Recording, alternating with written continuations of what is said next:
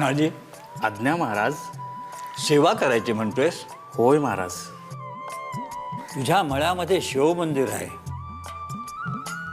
भोलानाथ, कर्पूरगौरी, नीलकंठ, तो देवांचा देव राजराजेश्वर आहे. आम्हाला त्यांच्या सान्निध्यात वास्तव्य करायचं आहे. करू देशील? हे काय विचारणं झालं महाराज? तो तर तुमचा अधिकार आहे.